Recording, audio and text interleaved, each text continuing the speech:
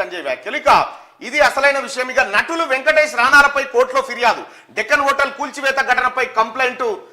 Deccan hotel కూల్చివేత ఘటనలో నటులు వెంకటేష్, రానా, నిర్మాత దగ్గుపాటి సురేష్ బాబులపై 3వ అదనపు మెట్రోపాలిటన్ మేజిస్ట్రేట్ కోర్టులో నందకుమార్ అనే వ్యక్తి క్రిమినల్ కంప్లైంట్ దాఖలు చేశారు. వీరితో పాటు అభిరామ్, రామానాయుడు స్టూడియోలో అకౌంటెంట్ గా పనిచేస్తున్న జి విశ్వనాథ్ పేర్లను కూడా ఫిర్యాదులో పేర్కొన్నారు. జూబ్లీహిల్స్ లోని డెక్కన్ కిచెన్ హోటల్ మున్సిపల్ అధికారులు కూల్చిన సమయంలో కోర్టు ఆదేశాలను ఉల్లంఘించి సురేష్ బాబు, వెంకటేష్, రానా, అభిరామ్, విశ్వనాథ్ 50 మంది బౌన్సర్లతో వచ్చి హోటల్ తలుపులు పగలగొట్టి లోపల ఉన్న సామాన్లు, సీసీ కెమెరాలు, గ్యాస్ సిలిండర్లను అక్కడి నుంచి తరలించారని నందకుమార్ ఫిర్యాదులో పేర్కొన్నారు. కాగా కోర్టు ఈ పిటిషన్ విచారణకు స్వీకరించింది. కోర్టు ఆదేశాల మేరకు వెంకటేష్, రానా, సురేష్ బాబు, అభిరామ్, విశ్వనాథ్లపై కేసులు నమోదైనట్టుగా వార్తలు వచ్చాయి. దీనిపై ఫిలిం నగర్ పోలీసులతో మాట్లాడగా వీరిపై కేసులు నమోదు చేయాలంటూ తమ కోర్టు నుంచి ఎలాంటి ఉత్తర్వులు అందలేదని తెలిపారు. ఇటీవల హీరో వెంకటేష్ సీఎం రేవంత్ రెడ్డిని కలిసిన నేపథ్యంలో ఈ అంశానికి సంబంధించిన ఆయన ముఖ్యమంత్రితో భేటీ అయ్యారా అన్న చర్చ నడుస్తా ఉంది. ఈ అంశానికి సంబంధించి భేటీ అయ్యారా అని జరుగుతుంది. డెక్కన్ కిచెన్ సో ఎవరైతే నందకుమార్ ఉన్నారో మైనాబాద్ ఫామ్ హౌస్ కేసులో ఆ నలుగురిలో ఒకరిగా ఉన్నటువంటి నందకుమార్ ఇటీవల కాలంలోనే క్యూనిస్ ఆఫీస్కి రావడం జరిగింది.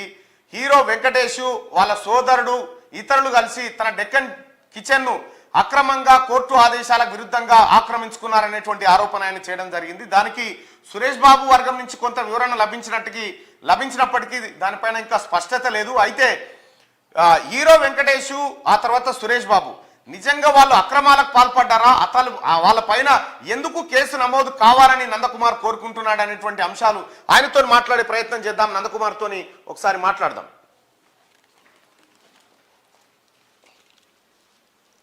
నమస్తే నందుబాయ్.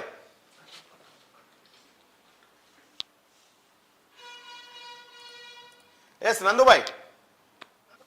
నమస్కారం. నమస్కారం. ఏంది అసలు ఎందుకు హీరో వెంకటేష్ అతని సోదరుని పైన ప్రైవేట్ కంప్లైంట్ చేయాల్సి వచ్చింది? అసలు వివరాలు ఏంటి అన్న? నేను ఎమ్మెల్యేల కొలుగోలో ఇన్వాల్వ్ అయినప్పుడు నా హోటల్లో వీళ్ళు డిస్మెంటల్ చేయడం జరిగింది. అది అందరికి తెలిసిన విషయమే.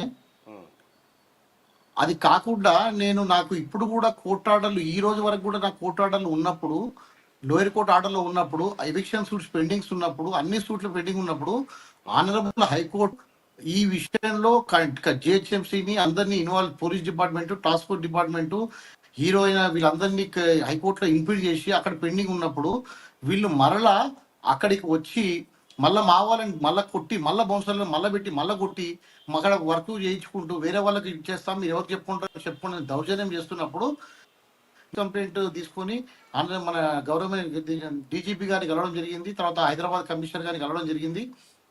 అంతకు ముందే అన్న ఈ హైదరాబాద్ కమిషనర్ గారిని, డీజీపీ గారిని కలిసిన విషయం ఏంటంటే ఇప్పుడు ఈ నా కోర్టు ఆర్డర్ ఉన్న తర్వాత కూడా నన్ను వాళ్ళు ఇబ్బంది పెట్టి కోర్టును లెక్క చేయకుండా, పోలీసు వాళ్ళని లెక్క చేయకుండా వర్క్ చేస్తుర్రు అని చెప్పి నేను ఆల్రెడీ కంప్లైంట్ చేయడం జరిగింది.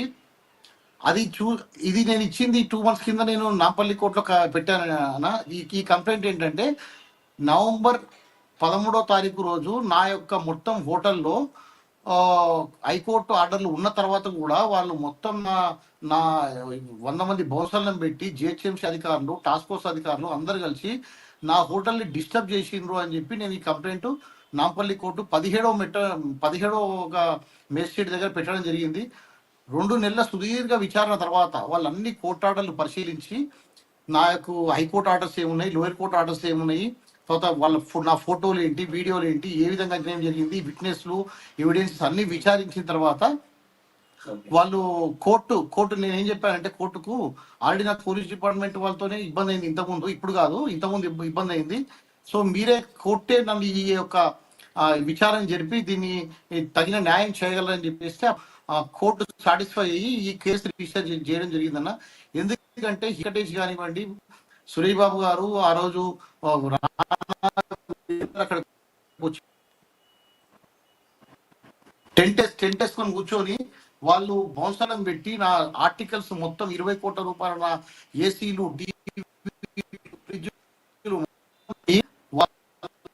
మీకు వేరే కాల్స్ వస్తే అయితే 20 కోట్ల రూపాయల సామాగ్రి మొత్తం దొంగలించుకొని ఓకే ఇప్పుడు ఓకేనా? ఓకే. 20 కోట్ల రూపాయల సామాగ్రి దొంగలించుకొని పోయి వాళ్ళు నన్ను అన్ని విధాలుగా నష్టం చేసిండ్రు. చేసిన తర్వాత కూడా నేను ఇప్పుడు ఓటు వేసుకోవాలని చెప్పినప్పుడు వాళ్ళ సామాగ్రి కూడా నాకు ఇవ్వకుండా మీరు ఎవరు చెప్పుకుంటారు చెప్పుకుంటా చెప్పారన్న. ఇంకొక విషయం ఏంటంటే దీని వెనుక చాలా పెద్ద కుట్ర దాగుందన్న. సరే నాకు అర్థం కాలేదు, ఫస్ట్ ఏందనేది అర్థం కాలేదు.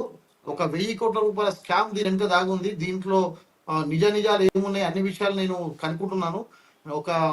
అది మీకు మళ్ళీ ఒక రోజు ప్రత్యేకంగా నాకు, ఎందుకంటే పూర్తి ఆధారాలు దొరికిన తర్వాత మీకు అన్ని విషయాలు వివరిస్తా అన్న. రైట్. ఇప్పుడు ఫిలిం నగర్ పోలీసులు మాత్రం ఎలాంటి కేసు నమోదు చేయమని మాకు కోర్టు ఉత్తర్వులు అందలేదనే మాట చెప్తా ఉన్నారు. ఆల్రెడీ